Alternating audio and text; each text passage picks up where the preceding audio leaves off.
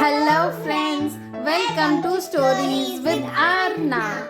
Today we are going to read Usborne Young reading The Princess and the Pea, based on the story by Hans Christian Andersen, illustrated by Mike Gordon, read by Vishnupriya and Arna. So let's start The Princess and the Pea, retold by Susanna Davidson. Chapter 1. The Picky Prince. Once upon a time, there was a prince who wanted to marry a princess. But he didn't want just any old princess. He wanted a real one. This is Princess Cordelia, Your Highness. So she is being introduced to a princess, but he is not impressed. Not one of the local princesses would do. What's the matter with them, Patrick? Cried his father, the king. I'm running out of princesses to show you. Are they too old, too tall, too hairy? I can't be sure they are real, sighed Prince Patrick. I'll have to find one for myself. You must do whatever you want, darling, said the queen, who spoiled him rotten. Nothing but the best for my Princey Wincy. Mother! He didn't like being called Princey Wincy. The next day, Prince Patrick set out to travel the world in search of a real princess. He took with him 12 suitcases, 10 pair of shoes, a spare crown, and his cousin Fred. Ready, Fred? I think my arm is stuck. See, look, it's under the suitcase. Goodbye, my love, cried the queen, wiping away a tear with her silk handkerchief. Don't forget to wrap up warm, said the king. And brush your teeth, said the queen. I'll be fine. Stop fussing, said the prince to them. They hadn't gone far when they heard a loud sneeze from under the seat. Ha-choo! Who's there? Shouted the prince. A small figure crept out. It's Peg, said Fred. Aren't you the palace maid? Said Prince Patrick. Peg nodded. Well, what are you doing here? The prince asked. I want to see the world, said Peg. I have been at the palace all my life, ever since I was left on the doorstep as a baby. I want an adventure. She blushed. And cook's furious because I burned the pudding, she added. Well, you can't come with us, said Fred. This is a boys' only adventure. You'll get scared and want to go home. No, I won't. I am as brave as you, said Peg. We are not turning back now, said Prince Patrick. She'll have to join us. Peg grinned at Fred. Okay, Prince Patrick went on. First stop, the Wicked Witch's hut. Fred looked alarmed. You are joking? She'll eat us alive. Who's scared now? Said Peg, as Fred is fearing and being scared of the witch. Prince Patrick shook his head. The witch will know how to find a real princess. She is my best hope. Chapter 2. Off to see the witch. Now, Peg, said Prince Patrick, this could be dangerous. You stay in the coach. Fred and I will meet the witch. The prince knocked 3 times on the witch's door. There was no answer. Why couldn't I stay in the coach? Fred is thinking. Looks like no one is in. We'll have to go, said Fred, who was already backing away. She must be in, said the prince, and he bent down to peer through the keyhole. Ah! A large green eye was staring at him. Prince Patrick jumped back and landed bottom first in a patch of mud. A short, plump woman opened the door, chuckling to herself. Did I scare you? I was just checking who you were. You can't be too careful these days. Look at this mud, said the prince as he's trying to get up. Fred was amazed. Are you the witch? He asked. You're not scary at all. The witch looked rather upset. I try my best, she sighed. I grew 3 new warts last week. Can you spot those 3 warts on her face? Yes, here, that's correct. Come inside, she added. I'm just cooking some tasty soup for lunch. Something really smells in here. I think it's the soup. They both smell something and they've covered their noses here. We are not hungry, said Prince Patrick quickly. I have come to ask for your help. I want to know how to find a real princess. Real princes are very rare, said the witch, and it's hard to spot a fake one. But there is a test you can do. Let me see. She's going through her book. A real princess must have boiled brains, rotten beans, and cat spit. What? Cried the prince. Oh, sorry. That's a recipe for soup. This is it. The real princess test. A real princess must possess 1. Politeness to one and all. 2. Kindness to rich and poor. 3. Very sensitive skin. Sensitive skin? Prince Patrick asked, looking confused. A real princess, explained the witch, has such tender skin that she could feel a pea under 20 mattresses. Thank you, said the prince. You have been very helpful. He turned to the door. Oh, do stay for lunch, pleaded the witch. My soup's almost ready. No, really, said the prince. I insist. And bring in that poor girl from outside, the witch said. I can't eat that, Freddy's thinking. They were stuck in the witch's hut until the cauldron was empty.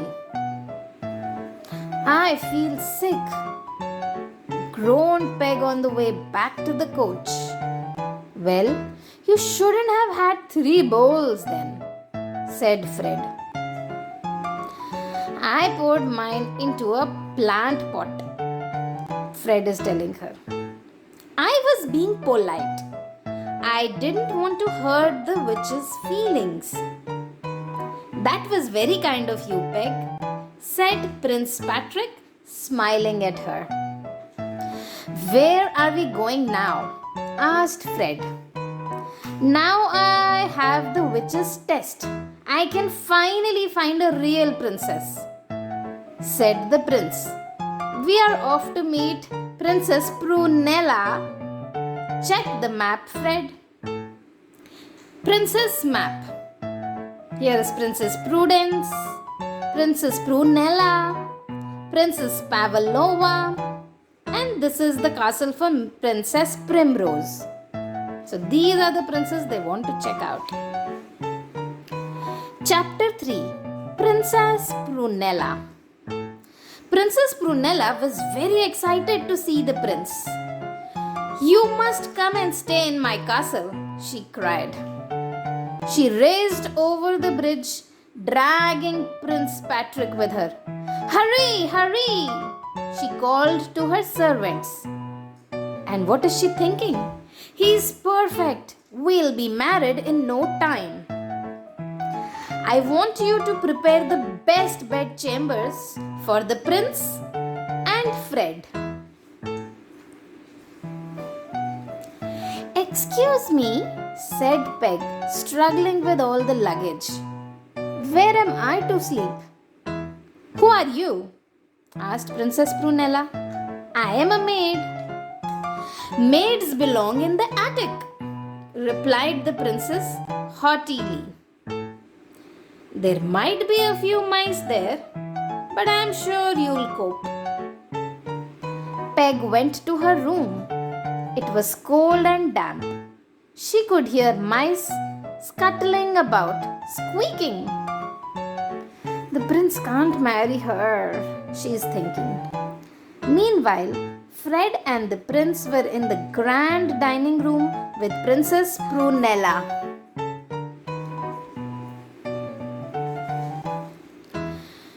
"You're being very kind," said Prince Patrick. "But what about Peg? Is she eating in the kitchen?" The princess looked shocked. "Your beastly little maid? You can't expect me to bother with her. She can eat the pig slops if she is hungry," said Princess Prunella. "I am afraid we must leave," said Prince Patrick. "You are not a real princess after all." "Oh, yes, I am," cried Princess Prunella. "Oh, no, you are not," shouted Fred. "You have failed the first real princess test." "Rats," said Princess Prunella. "Real princesses are polite to everyone," explained Prince Patrick. "And you have just been rude to Peg." Chapter 4, Princess Pavlova. "I won't give up," said Prince Patrick. "There must be a real princess somewhere. According to this map, there's a Princess Pavlova next door. Let's try her," Fred suggested. Princess Pavlova greeted them all very politely. "What a pleasure to have you here," she said. "Welcome to my castle." "Thank you, Your Highness," said the prince. "She's passed the politeness test," thought the prince. "Now, what's the next one? I have an idea." "Fred," he cried, "I have a plan. I'm going to dress up as a beggar and see if Princess Pavlova is kind to me." "Try out your disguise on Peg first," said Fred, "to make sure it works." Prince Patrick found Peg sitting on a tree stump, about to eat an apple. Now he is disguised himself as a beggar. "I am a hungry beggar. Have you any food for me?" "Oh, you poor thing," Peg cried when she saw him. "Here, have my apple." And she gives him the apple she was about to eat. Prince Patrick was very pleased with himself. "Excellent! It works!" he shouted, throwing off his disguise. "It's you?" said Peg. "What are you doing?" asked Peg. But the prince was already knocking on the castle door to try the test on Princess Pavlova. A servant answered. "Is someone there?" called Princess Pavlova. It's a beggar, Your Highness. We've got nothing for him, snapped the princess. Tell him to go away. And he smells, she said, holding her nose. Prince Patrick turned away. She is not a real princess, he thought. A real princess is both polite and kind, even to beggars, he said. Chapter 5. A Real Princess. I'll never be married, the princess thinking. I give up, said the prince with a sigh. I don't think there's a real princess anywhere. We may as well go home. They got ready for the long journey back to the palace. Everyone was glum, even the horses. Glum means sad. I bet Cook hasn't forgotten about the pudding I burnt, Peg is saying. The coach arrived at the palace just in time. A huge storm was brewing. A big storm is about to come.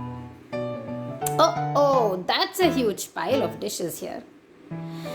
Peg was sent straight to the kitchens in disgrace. You have got hundreds of dishes to wash, scolded the cook. They have been piling up since you left. Prince Patrick and Fred went to find the king and queen. Outside, rain began beating against the windows. Streaks of lightning lit up the sky. Just then, there was a knock on the door. There is a Princess Primrose to see you, Your Highness, said the footman. Not another one, said the prince. A beautiful princess stepped into the room. She was wet from the rain and shaking with cold. I'm so sorry to trouble you, she said politely. But my coach has broken down, she's telling the prince. No trouble at all, said Prince Patrick quickly. Why don't you stay the night at our castle? We'll fix your coach in the morning. Thank you. I must give you something in return. So he's going to get a ring from her. She acts like a real princess, thought the prince. But I must be sure. He asked the servants to prepare Princess Primrose's bedroom. I want 20 mattresses on the bed, ordered Prince Patrick, and a pea at the very bottom. Here's your bed, Your Highness. It's rather high. Peg didn't go to bed that night. She had to finish washing the dishes. Remember, there was a big pile of dishes waiting for her to be washed. The next morning, Princess Primrose came down for breakfast, looking refreshed. How did you sleep? Asked Prince Patrick. I slept like a baby. I loved all those mattresses, the princess said. It was the most comfortable bed. Prince Patrick sighed. A real princess would have felt that pea, he thought. He waved goodbye to Princess Primrose as soon as breakfast was over. Another fake one, he's thinking.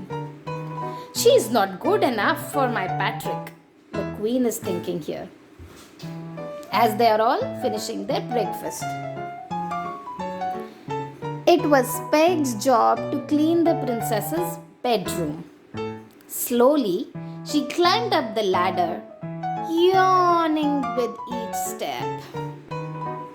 I'll just lie down for a moment, Peg thought, before I start cleaning up. In no time at all, she was fast asleep on these 20 mattresses. She might feel that. Let's see. An hour later, Peg woke up with a start. Ow! She cried. There's something really lumpy in this bed. I'm getting down. Oh, it's a long way, said Peg. But as she leaned over, she knocked the ladder. It clattered to the ground. Dart, she cried. I'm stuck. Help! She shouted as loudly as she could. I am stuck. Please help! Everyone rushed into the bedroom. What are you doing up there?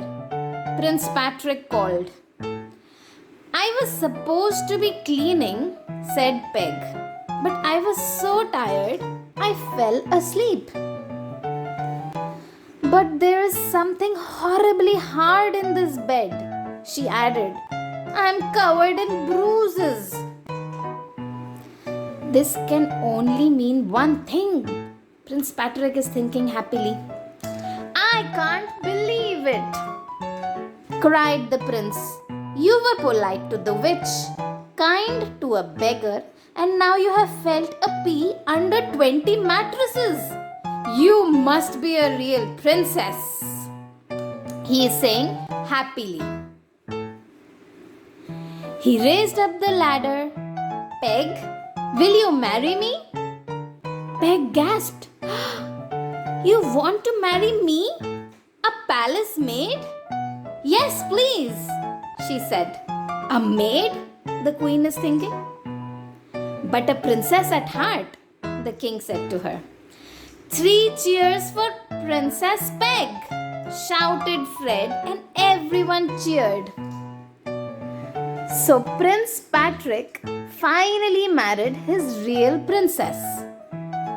He put the pea in a glass case in the palace museum for everyone to see. It may still be there today. And that was a nice storybook.